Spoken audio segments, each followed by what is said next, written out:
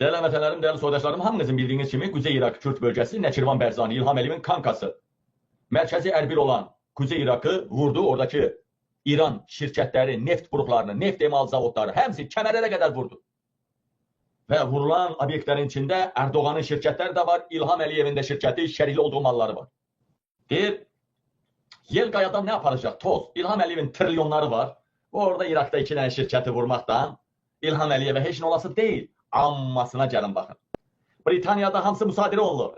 Öz adına değildi ki, hamısı fərzəli kimlərin adına olan əmlaklar müsadirədədir. Bir.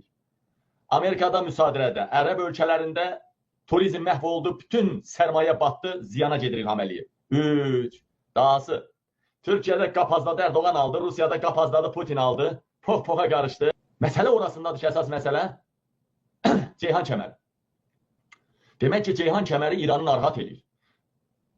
Sırazı kəmər vurulan kimi Neçirvan Berzani qaçdı. Qaçdı, getdi Erdoğanın yanına ki, məni vurdular. Erdoğan da süni soyuq bəyanat verdi ki, məyusam məndə. Bizə aid yerlərdə vurulub, məyusam məndə. Danışıb yoluna qoymağa çalışacağım.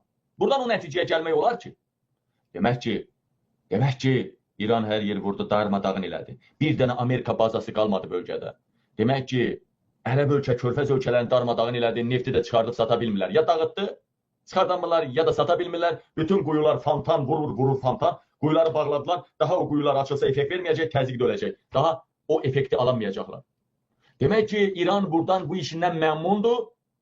İranı narahat eləyən kəmərdir. Ceyhan kəmər.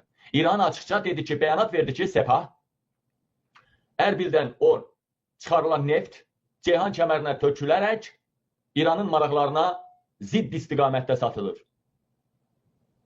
Və demək ki, İranı narahat eləyən Ceyhan kəmərinsə, Ceyhan kəmərinə qoşulan, Türkiyədən qoşulan Irak'ı vurdusa, bir dənə qaldı Azərbaycan. Bir dənə qaldı Azərbaycan.